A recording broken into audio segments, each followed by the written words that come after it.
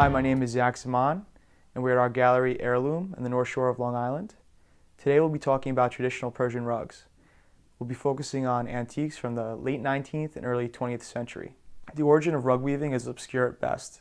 The oldest surviving fragment is 2,500 years old, and that piece actually displays an evolution of weaving that predates it by some time.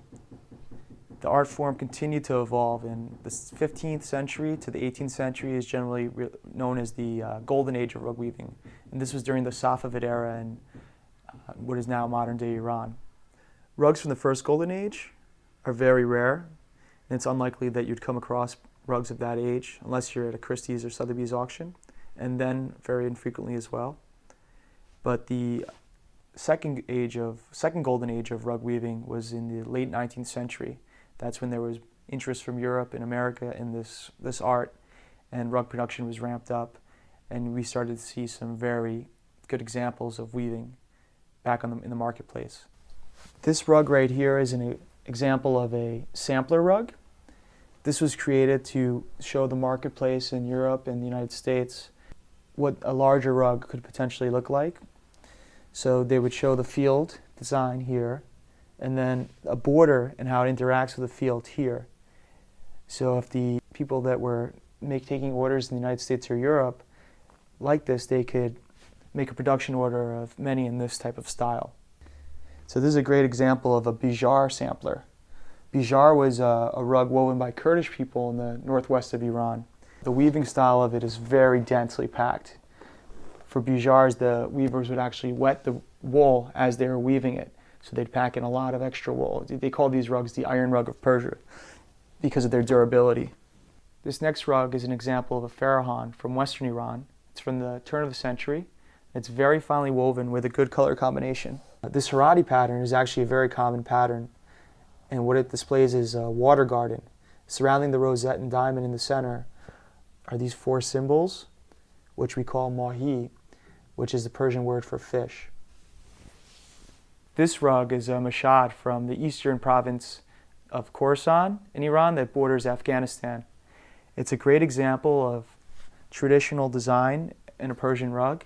This rug has a central medallion and a pattern that's actually symmetrical. If you take one quarter of the rug and flip it diagonally or from bottom to top, it's an exact symmetrical replica of that quarter.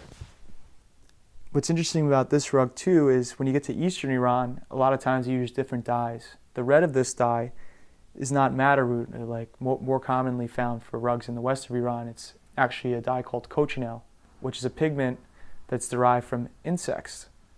This next rug is a kurman from the 1880s, and it's from central Iran. These rugs were very sought after by the European market, and they were actually influenced by that demand. The red, the cochineal again, is actually a dye that came from the insects that was exported to Iran by European firms. So that really speaks a lot to how much this was influenced by European taste. These type of kurmans are called lavar kurmans, and that's how people in the trade differentiate a kurman of this quality and age from a more inferior kurman or more common kurman. A lot of the flowers we see in this rug are more European in nature than the traditional palmettes that we see in a lot of the other Persian rugs. This next rug is a sultanabad. It's from western Iran, and it dates from the late 19th century. These were created in villages, and they took a lot from the Safavid motifs and designs. They took the patterns, they enlarged them, they added larger borders, and they added more contemporary colors at the time. So from the period of when these were first created until modern day, these have been some of the most sought after rugs. They go really well with English furniture and American furniture. Everybody from the Guinness family to Adolf Hitler to Sigmund Freud have owned sultanabads.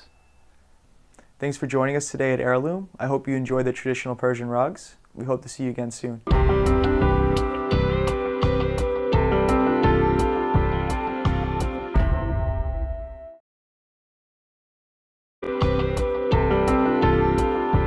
Hi, my name is Zach Zaman, and we're at our gallery Heirloom in the North Shore of Long Island.